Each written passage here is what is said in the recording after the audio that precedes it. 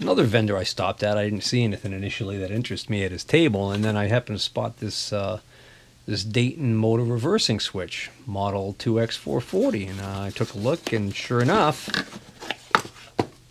it's a drum switch, and it's a little dirty, but I actually think this might be brand new unused, because I had for one thing, it was in the original box.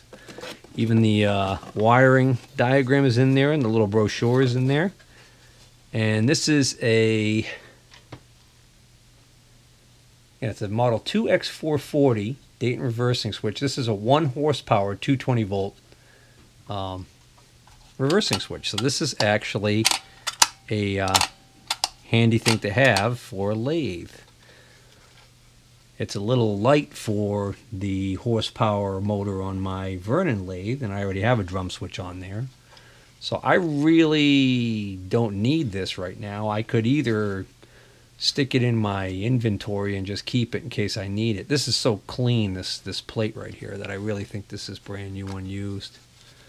But anyways, I asked him what he wanted for the drum switch. I forgot what he initially said, and I made an offer, and initially he balked at it, and I said, well, I don't really need it, and I was going to walk away, and he said, yeah, all right, he'll do it. So I got this for $10, which is really a good deal. If you have to buy one of these, they tend to be kind of pricey.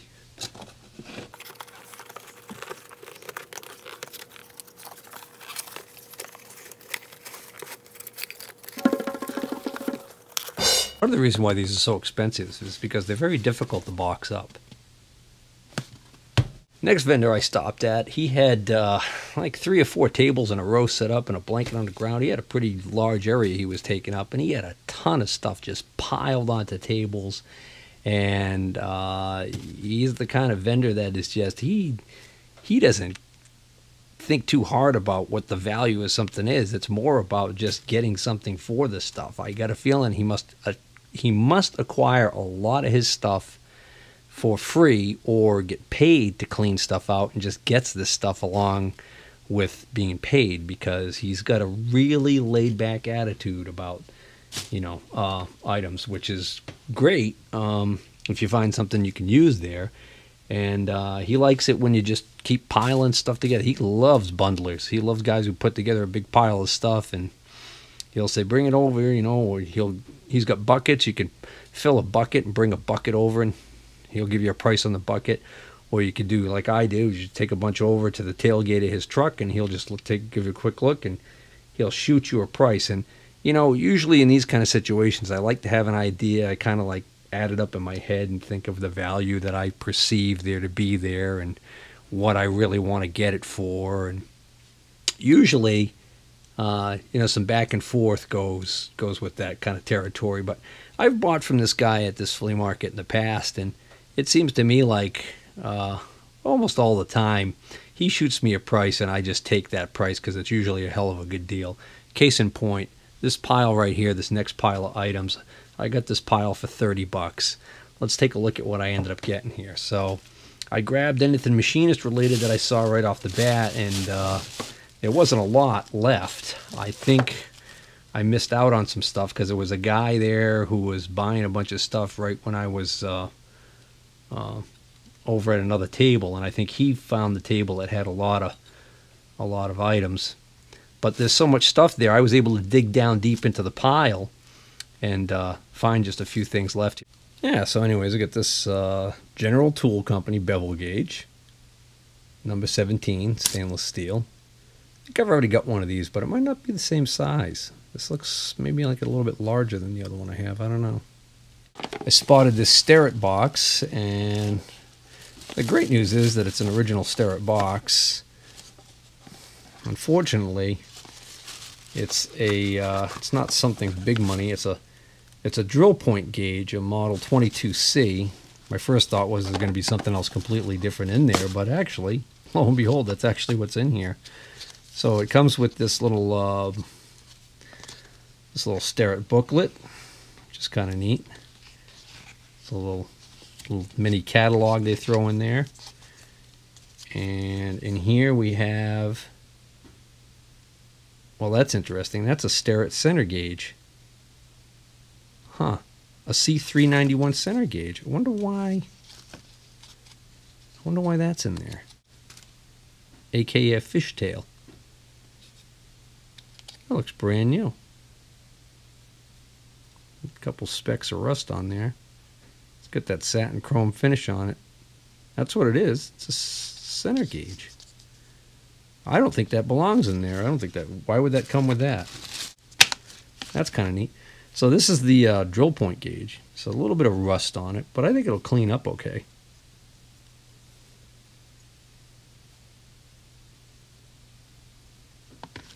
So I have like a version of this, but I don't have one that adjusts the way this does. It's kind of interesting to me. And it's kind of neat that it's with the original box. Oh, I tell you what, true to Sterrett, that little bugger's not that cheap. It's like $80 for a new one. And the guys on eBay are selling just this moving part right here and getting $18 for a used one of these. And oddly enough, though, it's not too much more to get a whole new one of these, used. You know, around 20, 25 bucks. And then with the original box, get a few bucks more. But that's probably going to be like a $30 item if I decide to sell it. I kind of like it. That's the problem with this stuff. Fall in love with it. 2 calipers. A small outside caliper. It's a Sterrett. And here's another one. And this one's a Lufkin. So I got a Lufkin and a Sterrett to add to my collection of calipers, which is that's another herd I'm going to have to start thinning at some point, because I'm getting a few too many of these now. A lowly die. It says SKF and Dormer tools, but it's actually 1/2 inch by 20. It's an SKF die marked England. That's interesting. Well, anyways, it was the only die I found the whole place, so I figured, well, no sense in leaving that behind. I knew that wasn't going to really add much to the price. Spotted this little box here, Master Appliance, quality tool. I was like, oh yeah, well, let's see. But then I opened it up and I realized, hey, you know what? It's one of these portable, I think butane soldering irons. No, not butane. What the hell does this work on? I forget. No, it is butane. Butane powered soldering iron. So it actually, you can use it supposedly as a blowtorch, a hot knife. So there's a blade attachment that will heat up and cut through plastic and foam and things like that. All right. Soldering iron. So if I want to do a quick little soldering job on something, would help if I brought it in the camera, right? In frame. If I want to do a quick little soldering job on something, like it comes with a little package of solder. I don't think this has been used hardly at all. A little package of solder. And it's got the, like I said, the blowtorch attachment, and then also it's got what they're calling a heat blower attachment. All right, which is kind of cool. So that must be, it must just use convection to get hot air to come out of there. And I was thinking, wow, you know, how many times have I wished I had something like this that I could use on like a tractor or something like that to shrink heat shrink tubing. So that'd be perfect for that. So I think that's a great little find. And that was included again. And this was all $30 for this whole pile. So, I mean, what do we got? We got so far we got the butane mini torch. We got the two of the Lufkin and the Sterrett caliper, the die, the Sterrett drill point gauge, the general bevel gauge or angle gauge, and these air tools, which I don't even know if they work. But normally I hate buying used air tools. But this guy claims that, hey, if you ever have a problem with any of his stuff, just bring it back and he'll take care of you. You know, for what I paid for this stuff, I really can't. But my point is, I was going through And I picked some stuff up, and I was like, ah, yeah, those air tools, right? And one of the first things I spotted was this little saw. All right? So I was like, you know what? For one thing, I don't have one of these, okay? And I was thinking it would be handy to have one of these. Right. Second of all, look who makes this. This is a Blue Point. This is not a cheapo air tool. This is a Blue Point AT190. If this works, it's a really nice score. So then I started looking through the rest of the air tools there, and I basically ignored any of the Harbor Freight, Chicago Pneumatic, cheapo stuff, and I grabbed some other stuff that I don't really need just because, again, I had a feeling it was going to be really... Look at this. A Matco. Another good quality name. This is a Matco with a little cutoff disc on it. I've got a El Cheapo brand of one of these. But that's a better quality. So we got, what do we got? Blue Point, Matco. Here's a Mac tool, another quality piece with a flap wheel on it. Okay. And this one's even got a, I think that's an oiler. Is that what that is? Or is that a water separator? I don't know what that doohickey does right there. I've never seen one mounted like that, though. Oh, that must be, yeah, there's oil in there. So this must be an auto oiler, maybe? And look at this. Again, already have one. Didn't really need another one, but snap-on. A snap-on die grinder.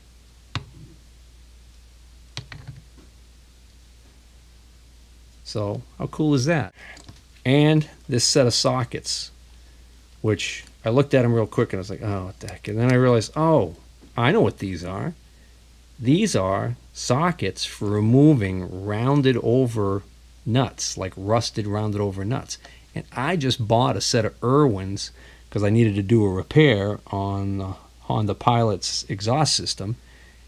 Oh no, what was it? Oh, I went to do an oil change on the Honda Pilot, and the damn oil drain plug, last time I had used it, it got kind of rounded over, and I should have replaced it right then and there, but I didn't. Put it back on. Of course, it got stuck on there. I go to take it off, and every socket I'm trying to put on there is just trying to slip off and round over. So I ended up having to buy an Irwin set to remove it, and that ended up working. And then, lo and behold, I come across this set here, and this is actually a Sears Craftsman set. So it's actually not that bad. It's not a real cheap, cheapo piece of crap set. So I just looked online. It looks like new. This was like a $25 or $30 set, but you can find them for as little as like $15, brand new. I guess new old stock or something on eBay. So I mean, yeah, I probably would only want to pay $5 for this set. But the reality is, hey, I pretty much could say that I paid $5 or even less for this set, considering all this other stuff I got, right? I mean, I'm into this whole pile for $30. Let's say that all of these tools are junk. I've got my $30 sitting right over here with the with this stuff, as far as I'm concerned. I mean, $5 for this. You know what? A couple bucks for that. $7. $10 for that. That's 17. Let's call that $3 just to make it to even $20. $25. $5 for these two. And $5. This is my $30 there, and this is all free. And that's a heck of a really good price. Those prices right there are pretty good for that stuff, right? Oh, before I go over and test these air tools, I actually forgot. These actually also were part of this deal. A couple of machinist clamps. I don't think I saw any manufacturer's name on them anywhere. Sometimes these are marked Brown and Sharp or Starrett, but these are both apparently completely unmarked. They appear to be identical. I actually found these together. Looks like there's a little oopsie here. Somebody might have had a grinder a little too close to something there. The other thing that's kind of interesting to me is that these are both, I think, unless my eyes are deceiving me, I think these are bent a little bit. But still, you know, they're usable. A couple of nice little machinist clamps. I don't know why I keep getting these when I see them. As if I don't have enough of them already. I don't know. I know woodworkers always say you can never have too many clamps. Hey everybody, it's August 5th, 2018, Sunday. Had a little bit of excitement here. We were actually camping this past week down by Cape Cod, and yesterday we were notified that back here at home in our area there was a tornado. So we made some phone calls and were able to find out that there was no damage. Luckily there was no damage to our home or our property, and we were glad to hear that. There was a ton of rain and some localized flooding. Right next to us, actually, the tornado touched down in a corner of the town that I live in, Dudley, and then crossed over and hit a section of Webster, the next town over.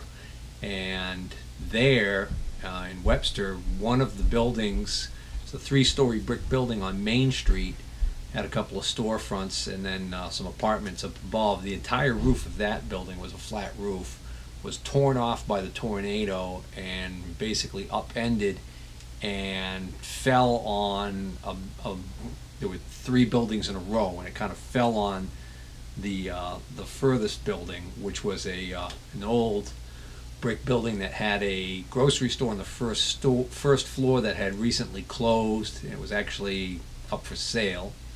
Luckily there were no apartments upstairs in that building, and between those 2 brick buildings there was a old wood structure building that actually was an old music store that I got my first job in as a technician, repairing radios and cassette decks is what they started me out on, because I was a freshman in electronics at the Voctech school. Didn't have a lot of training at that point, so they let me take a shot at working on some stuff there. That would have been back around 1980, I would say, was when I first started working there, and I knew the family that owned the business, and over the years I got to know them really well, and throughout life I continued to be a fixture there. Whether it was helping out as a technician, moonlighting at night, or when I had time, or just stopping in and spending some time talking with the owner. He has since passed away. Still friends with the family. But yesterday, because of the damage to that building from the tornado, the decision was made that that building needed to be torn down, as well as the brick building next to it. So when you've got a connection to a business, or like I have for that many years, it's kind of a tough pill to swallow to watch it being torn down. We actually spent a couple hours down there yesterday. We came home, we basically hooked up the trailer to electricity to get the refrigerator off of the propane, and didn't even bother unpacking, and we went right downtown and parked as close as we could, and then walked on foot to get as close as we could, along with a large crowd of people from the area, to watch a bit of history disappear in the town of Webster. The other thing that happened while we were away on vacation down the Cape, I hadn't really been paying attention to the subscriber count that closely, because we had just gone over 5,000. Me and the mouse in my pocket, just went over 5,000 subscribers, and it took a while to get from 4,000 to 5,000. So it seems like I'm picking up speed there on my subs, because we went over 6,000 subscribers, to make a long story short. As a matter of fact, as of this morning, we're at 6,053. So I want to say thank you to any of the new subscribers out there, and obviously thank you to any of you guys who have been with me for a while now. So I hope you pardon the interruption in this Flea Market Finds episode for me to just say a brief word about the tornado and the going over 6,000 subs. and also to show you this. So I was in the middle of editing episode number 2 of the July flea market finds, and realized that I should add this because this was under the seat in the truck. I had forgotten about this. So this is right now. We're gonna, wherever I said we're gonna interrupt this, I'm gonna splice this in. But this was basically the lot that I got for $30 that included all of those nice air tools and that little butane soldering iron, and there was a couple of, what else was in there? The drill point gauge, the Starrett drill point gauge. Hey, my memory's pretty good. I think there were 2 inside or outside calipers. I think maybe 1 of each. Well, anyways, also what was in that lot, and I forgot about, was, until I was cleaning out the truck, was this sweet little tap wrench. And actually, it's not that little. So this is a, bear with me. Okay, so this is a CF Billings tap wrench, and this is it says Billings and Spencer Company of Hartford, Connecticut. This is a pretty early tap wrench by the looks of it. It's got a patent date on it of I think 1879. This is patented February 18th, 1879. C.E. Billings, and down below it says Billings and Spencer Company, Hartford, Connecticut. So that's kind of a neat tap wrench. I'd estimate that is about a 15-inch tap wrench. So I'm not sure what number that would be on par with from like a Greenfield tap and die. There is somewhere on here. So there's a number 75 right there. So I just wanted to show you that. And now we'll return to my regularly scheduled programming. I'm willing to bet these were all liberated from the same garage because they all had this size fitting on them, and that does not fit my hose. My hoses use this style.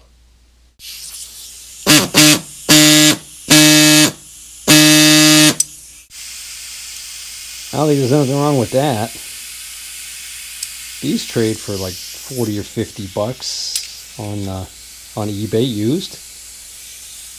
So that's a good deal. I'm going to keep this though because I don't have one of these, and this is a handy little thing. You get in a tight little spot, and cut a little bolt or something. Sounds like the horn on a clown.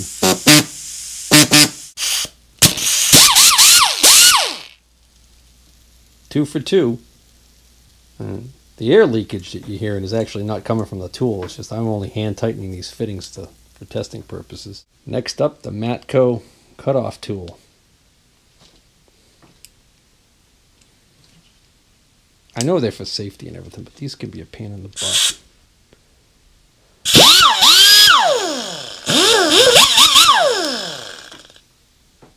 Nothing wrong with that. Last of these air tools, and by far not the least, the Snap-on PT200 die grinder.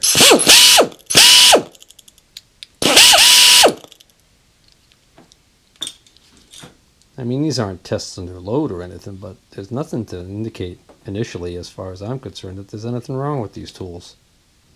This is a heck of a score. All right, so this next group of items, they're not big money items, but I tell you, they are some of my favorite picks of the day when I went to that flea market. And these 3 items I picked up off of a vendor's table, and they were the only machinist items they really had left.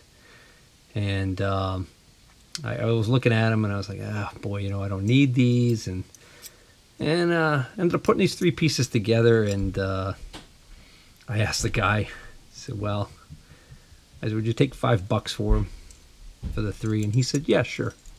So I got these items for $5, all 3 of these items. The first is this nice little set of inside calipers, and these are Starrett's, and they're in pretty darn good shape. So that's worth $5 all day long. And a set of outside calipers, small ones, also Starrett's. But again, I've got so many calipers now, I don't even know why I keep buying them. But at these prices, how can you turn them down, right? I mean, they're like those machinist clamps. I'm getting all tubal cane on myself here with this stuff. So I got to thin the herd. Some of these, this is how I acquired them, with the rust on them like this, and I haven't even bothered cleaning them up. And some of them are really nice ones, like these here. But I digress. So, yeah, we're going to thin the herd someday. But let me show you item number 3 that was included with those 2 calipers for $5. So let me preface this by saying, no, I don't think this is a big dollar item at all. I'm not even positive exactly what it's used for, but I just thought it was one of the neatest things. It's some sort of a depth gauge. I ran into a couple of guys there, and they were talking machinist tools, and we got to talking, and I showed them this because I thought it was the damnedest thing. There's a couple of questions we were wondering about this thing. It's got a almost like a vernier fine, almost like the kind of setup you see on a depth gauge or a height gauge, I should say. So you can lock this and then use this thumb wheel here to do fine adjustment here. There is a slot right here that tends to indicate that maybe something goes in here that might be missing, or maybe this is designed so that you could take this out of this position right here. I'm wondering whether or not if that's in the exact position where I think it might be able to swing this whole thing around. So I'll do that in a second. But here's the thing. The manufacturer on this little slice of heaven. This is marked Derby Machine Tool Company of Derby, Connecticut. Derby Machine Tool Company of Derby, Connecticut. I ran into several guys, and none of them have ever heard of this company. I haven't yet done any research on this. Other markings here. There's a 1/1000th fraction right here. So that's telling me that these numbers here are representing thousandths of an inch. Yeah, and this is marked the same exact way over here. So I can almost guarantee you that the intent of the manufacturer is for you to be able to see if I loosen this. That is very cool, the design of this. I don't know if you guys are catching this or not, but when I loosen this thumb wheel right here, it releases the lock and allows this to move up and down freely if this one's also released. Okay, now watch this. I'll take this out. It's kind of sticking. All right, hold on. There we go. Take that out, okay? Take a look. This is designed so that rod goes all the way through, and it's made in such a way, you can see it moving, that it actually, this thumb wheel over here will clamp both slots. This piece right here is actually mounted so that if we swing this around this way, I bet you that lines up perfectly. And we need this to go in here like this, I'm thinking. There you go. Oops. Gotta make sure that rod is in position behind it. There we go. It's moving. Alright. And now when I tighten this thumb wheel, look at that, it locks over there. And voila. How neat is that thing, huh?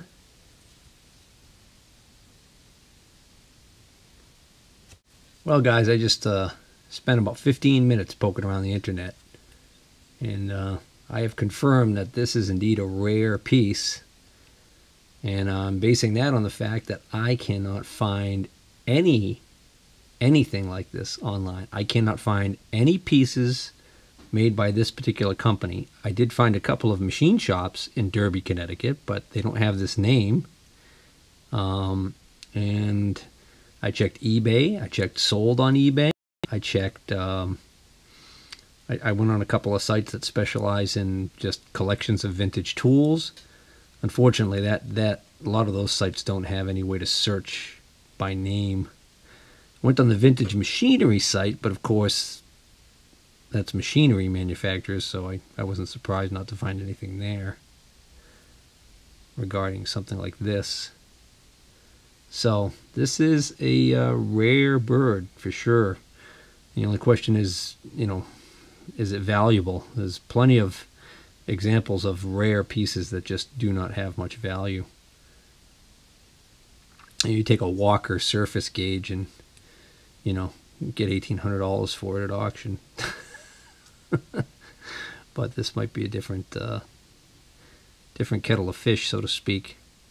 But again, it's Derby, M-A-C-H period, tool, C-O period, Derby, Connecticut, or C-O-N-N period. So that's it. So I'm into this for less than $5, which is also why I say it's one of my favorite picks of the day. And then another great pick. I was looking at the stuff, and the guy from the table next door to this guy comes over and he says, "Oh, you're interested in machinist tools?" And he says, "Yeah." He says, "Well, I don't want to bother you until you're done." He didn't want to, step on the toes of his neighbor selling stuff, but he said, "Well, come take a look when you're done here." So I walk over, and he had an old, might have been a Gerstner, wooden machinist toolbox and some other stuff there. But I happened to go through some of the drawers, and I found this little slice of heaven. All right, it's a Starrett box, an early Starrett box. And look at this. This is a Starrett number 681 out of roundness gauge. And lo and behold, that is exactly what is in here. And I already looked this up online, and it does not appear to be missing anything. This is exactly, apparently, how it's supposed to come, just the way it is. All right? So this is a Starrett out of roundness gauge. This new was crazy money. Apparently this was used by mechanics and also used by die makers for checking the roundness of bores. All right. I don't remember what this went for new. I remembered seeing it in one of my old Starrett catalogs, I believe. But I says, well, I've never seen one. It's kind of neat, but I've got quite a few indicators now, but that's kind of a really unusual, neat one. What are you going to get for it? He said, how about $10? $10 for this. So that was also a really good, bargain. Just grabbing my tool catalogs, Starrett ones, and happened to be flipping through the pages, and this caught my eye. You remember this? This is the 22C small size drill point gauge, the number 22 drill point gauge. Look at this price down here. The 22C was $2.50, and then the 22D, which is just the sliding graduated head only for the 22C.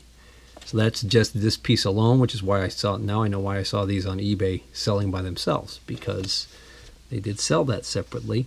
It was $1.25. Boy, talk about the good old days. Now this is my, this is the 1938 Starrett catalog. So we're not going to be able to, unless Doc Brown and Marty want to give us a ride, we're not going to be able to get that. You know what's interesting? I just noticed something that somebody had written in pencil, 1 in a circle next to that and 2 in a circle next to that. I wonder if that's like if they were keeping inventory of stuff they owned. All right, so it took me a little while to find it, but there it is right there. It's the number 681 out of roundness gauge. It's a range of 1 1/4 to 5 inches. And it says a compact, easy to apply gauge for checking the out of roundness of connecting rod bearings and holes of shallow depth. Also for inspecting parallelism and alignment of slots and assembled parts in jig and fixture work. And then it goes on and talks about how it's constructed. And basically what I noticed when I was looking at it, trying to figure out how it worked and everything, was that I believe on mine this piece is on backwards, that somebody had removed this and switched it around. So I think those points are facing in on mine, if I'm not mistaken. Just check a look real quick again. Oh no, they're not. Never mind. Well, anyways.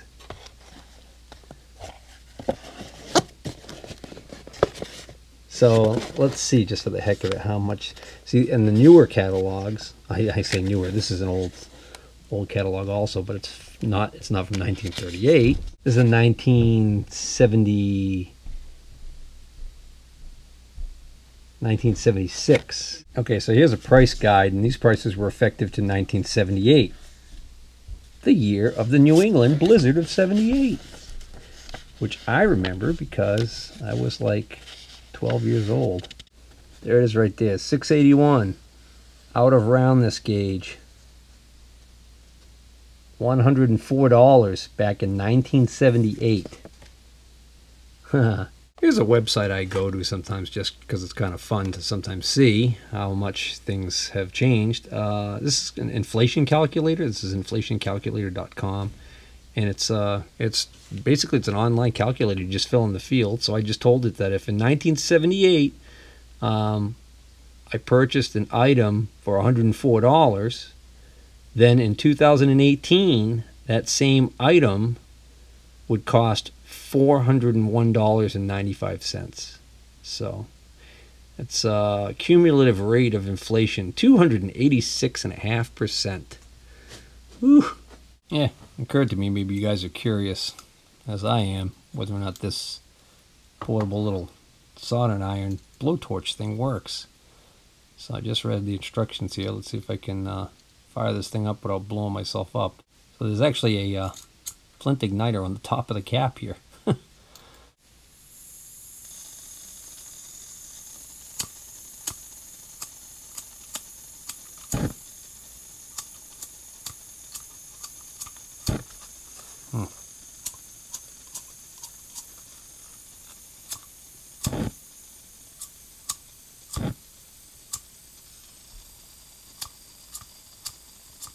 I don't know if this is low on. Seems like it has a lot of fluid in it.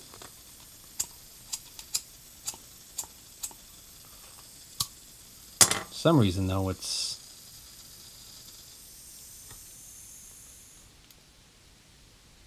shooting a flame way the heck out.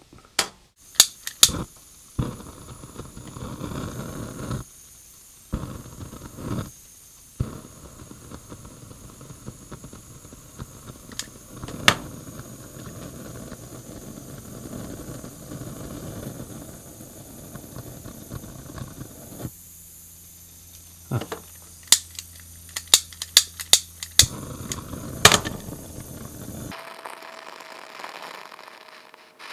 There you go. I think that's supposed to be close to how it's supposed to work. A little bit too.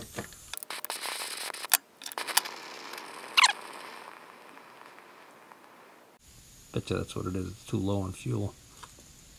In fact, it's going out as we speak. Wow, that burned down to nothing really fast. It's empty now. Holy crap. Boy, the miles per gallon ain't so great on this thing, huh? An important thing to remember if you own one of these, make sure this is completely cooled off before you put the plastic cover back on and put it in a plastic case and burn your place down.